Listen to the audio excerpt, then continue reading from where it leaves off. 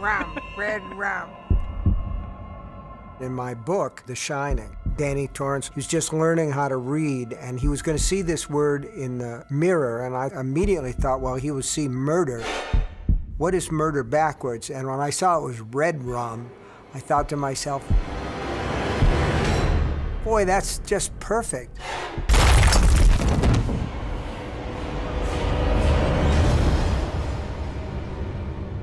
The first time I saw that word on that blackboard cracked into it on set was magical. I felt that way when I read that chapter of Dr. Sleep. It was one of the most satisfying and exciting parts of reading Dr. Sleep for me, and I felt that way on set too. And the minute we came around the corner and saw that, it was awesome.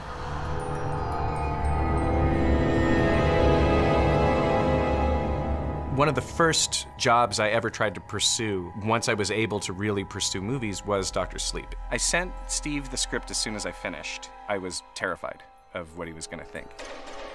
His reaction to the script was overwhelmingly positive.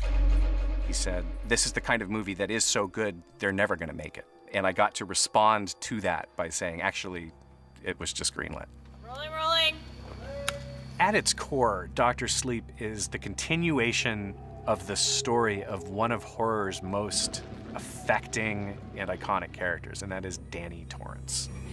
This is the rest of his journey. This is him still out there dealing with the shining in a world that is dark and horrifying. You ain't talking, huh, Doc?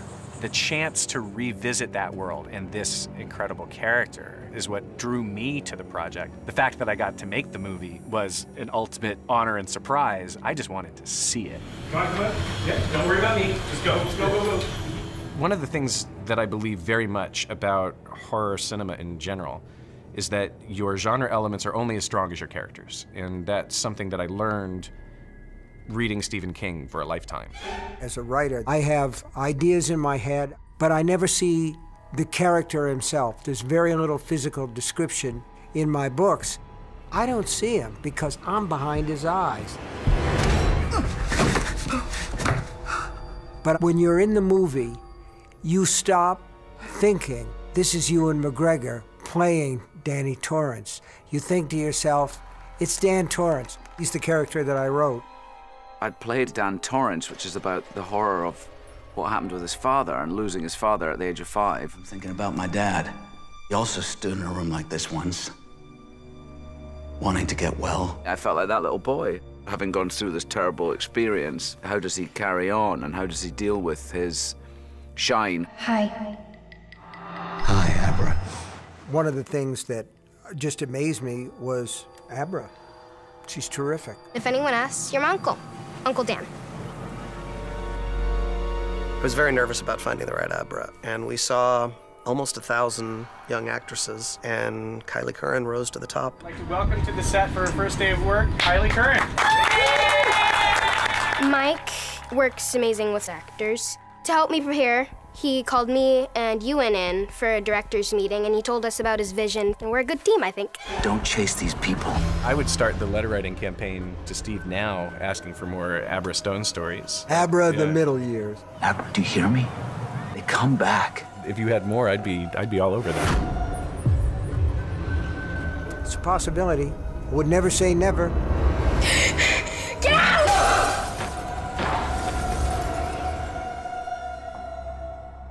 Rebecca, as Rose the Hat, is just amazing. She's so beautiful and so evil. Well, hi there. You're wondering why I'm wearing such a funny hat. And the hat is perfect. I actually found a hat that's an original from the period that's beaver felt. It's 100 years old. It's a top hat, which is about that high. And so we basically chopped it and made it the lower sort of scale to Rebecca and added some details. This is a great little torture. Can you see this? This one goes far in underneath children's nails, and that creates a lot of pain and torture, which basically means a lot of steam. Nothing in my hat. For me, the whole essence of Rose and the true knot, it's the primal emotions, being a part of something, sex, feeding. Only that we feed on children, we eat the steam. You are a special little thing, aren't you?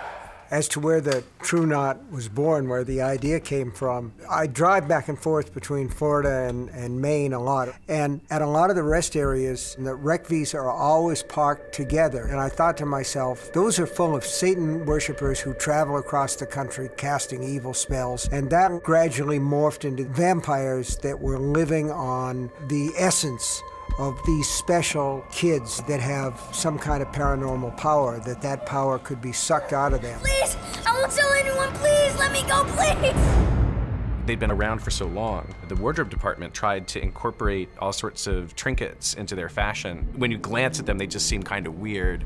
But if you go and really scrutinize the details, you can see decades, if not centuries, of little souvenirs that they've kept. My backstory was I used my shining for gambling. I'm probably 500 years old, but some of them, like Grandpa Flick, is thousands of years old. We are the true knot. What is tied cannot be untied. They need each other, and they each have their own kind of specialty. I think Crow Daddy came from the French Indian Wars. He was a tracker. Rose the Hat found him and turned him, and that's how he became so close to Rose.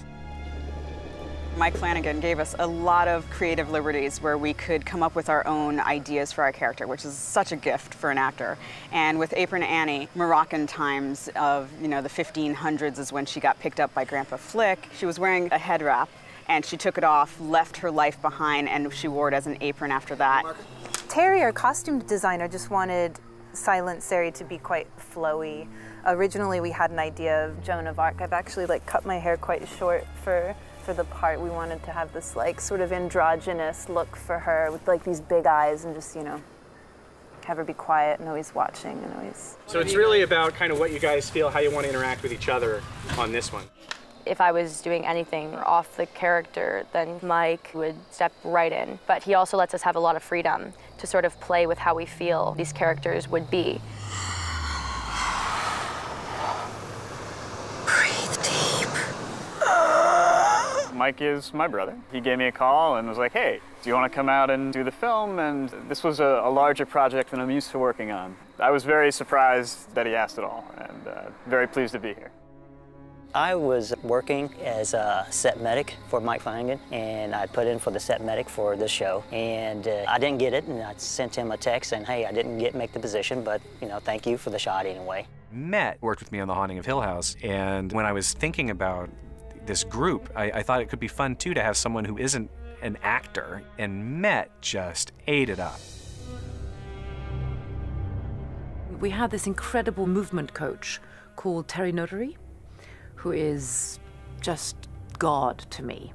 And we were talking about the acting of bug-like creatures, that we all have these animals within ourselves, but the way we feed, the way we move, the way we eat or communicate to each other is all based upon the inner creature. Parlor tricks, just parlor tricks. And it's also a creature that will display itself when we ourselves cycle. Get out of there! Get out of there! Which is our death.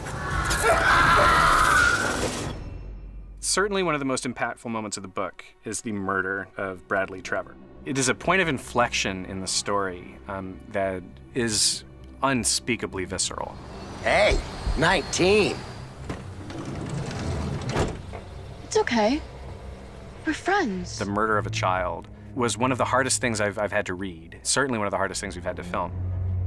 Mike and I had worked with Jacob Tremblay before in a movie called Before I Wake, and with respect to Bradley Trevor, we needed someone who was going to make an impression, and there aren't many actors that age or any age who can do what Jacob Tremblay did in this movie.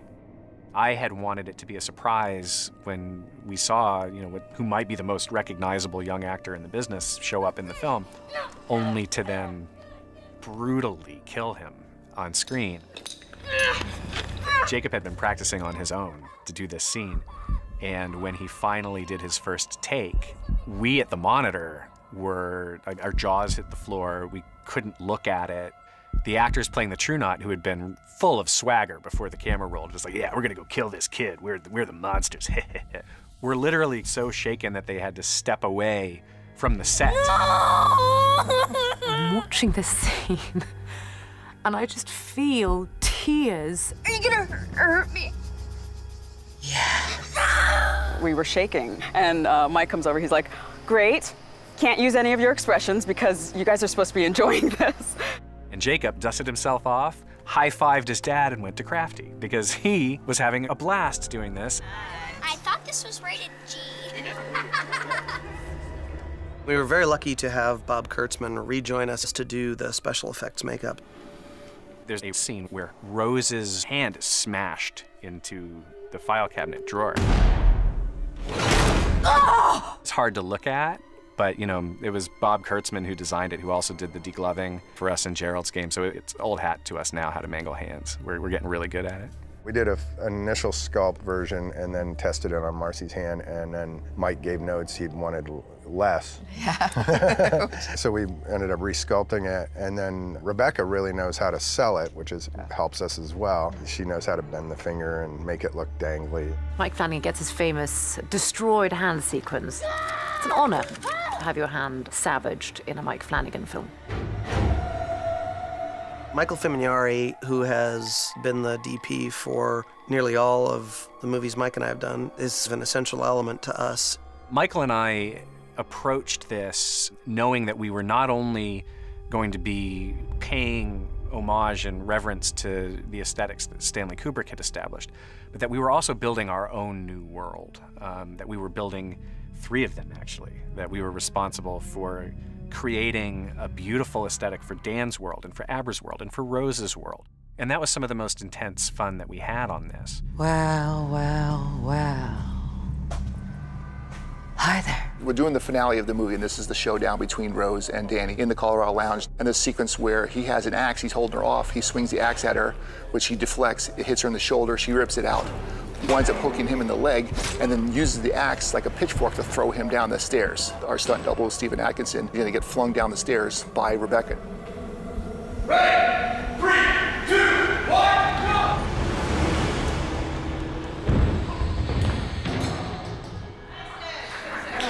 First time ever stunt, air around, stair fall. Give it to Stephen, guys. I've always believed that in its best expression, horror is the safe space for us to take a hard look at the darkest corners of who we are. There it is. And to me, it's about so much more than scaring you in a dark theater. But underneath it all, it's a catharsis that isn't about indulging these dark ideas. It's about confronting them. I think what makes it important is that we can also say, this is why it's important to stand up in the world when you see an injustice. This is why it's important to shine. When I first met you, I told you that you should keep your shine out of sight.